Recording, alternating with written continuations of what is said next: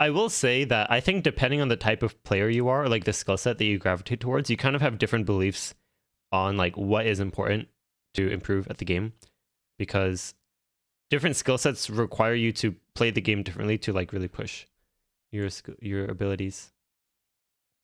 Like I think like pure speed and mechanics is all about like pushing yourself on maps that are like definitely outside of your range.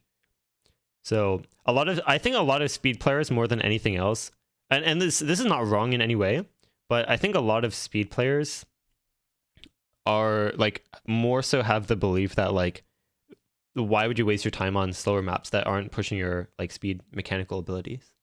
What is this? Oh wait, what? Oh. Osu was immediately set back 5 years. Interesting. Oh, this is kind of old. Interesting.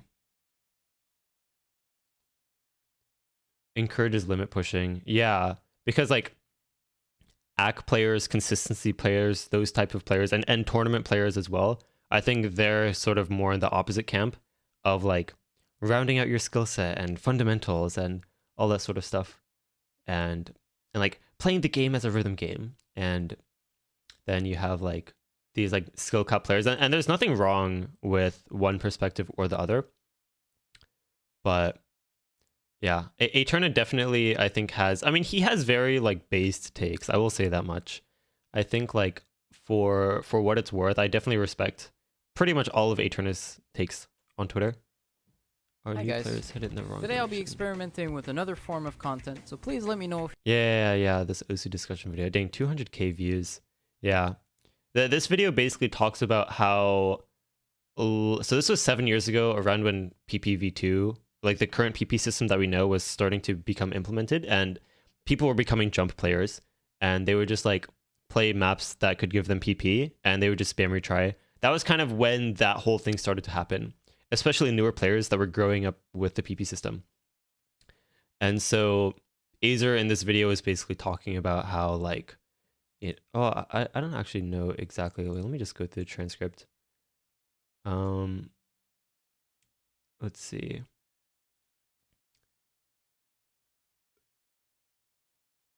Whack-a-mole.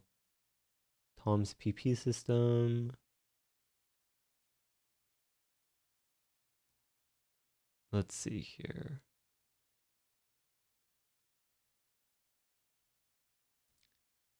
Oh, tournaments.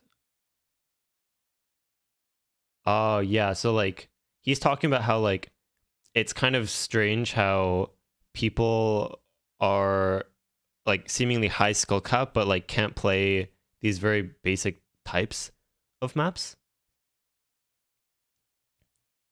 Wait, Dean actually commented on this video. This is actually Dean Herbert Peppy. Moo cow. Yep, that's Peppy. Let's see. Yeah, these players who only care about PP will eventually become the majority of the player base if they aren't already. And you can already see the effects, like mappers make maps for the sole purpose of abusing the PP system. And yeah, he's basically like, you know, okay, yeah. Rhythm game. Wait, let's see. My best memories in this game come from playing some of the masterpieces people have created, and a big reason why I love this game so much to this day, despite it being fundamentally flawed as a rhythm game. There's all the wonderful music people have made me discover through their maps, and wait, what's he saying? you haven't spent time in the game, at least trying to enjoy yourself and discover all the wonderful content people have created. I can only tell you, please enjoy game. Yeah. So basically this video is trying to be like, hey, you know, there's more to the game than just like pushing for PP and like trying to be a whack-a-mole player. But there's some skill sets where like if you want to get good at a certain skill set, especially speed, I think, like that is literally what you do to become a top speed player. So like if that's the type of player you want to be, then like this advice is completely useless.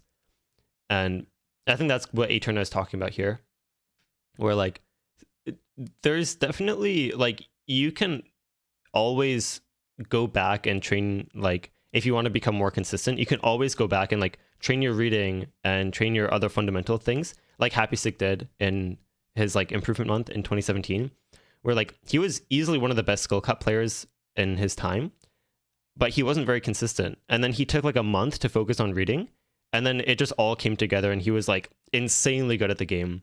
Like his skull cap was really, really high, but then he had the reading to play all these like weird gimmick maps and stuff.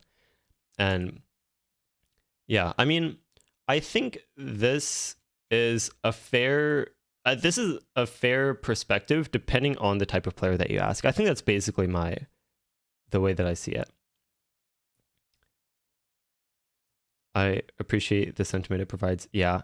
Yeah. I mean, I have a feeling that Aeterna definitely doesn't agree with most of the takes that are on my YouTube channel, because I definitely try to emphasize, okay, so there's like your fundamentals, your technique, and then there's your like skill cap, like raw mechanics, and they're both equally important. Arguably skill cap is a little more important for being able to play hard stuff, obviously, but they both kind of go hand in hand, especially from a consistency perspective and like well-roundedness and stuff like that.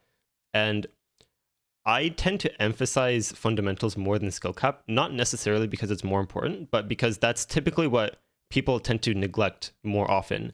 And so I'm like, hey, you know, guys, like there's this aspect of the game that like, you know, like your like technique and fundamentals and stuff, like being able to read maps properly and that sort of stuff is like also important for improving as a player. So I try to emphasize that, and like how a lot of people run into skill walls because like they're neglecting us. Typically, like I would say 99% of the time when someone is at a skill wall, like they're trying to push their skill cap and it's just not going anywhere, like 99% of the time it's because there's some like fundamental issue that they either aren't realizing or have just been neglecting, and it's kind of preventing them from being able to like consistently set like 500s or 600s or like even higher, because like they feel like they have the skill cap but they just can't like really make use of it.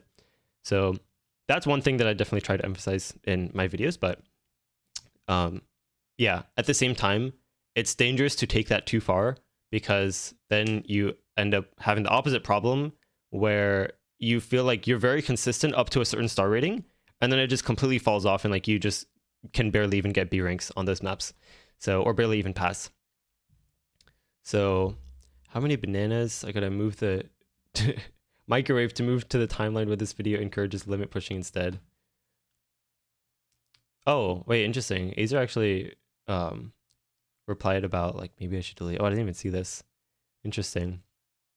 But yeah, that's my take on it. I think it really depends on the type of player you want to be. I think that's another really cool thing about Osu, is that like there's room to be any kind of player, I think, and like have any kind of play style, just by the nature of like all the different types of songs and all the different types of maps.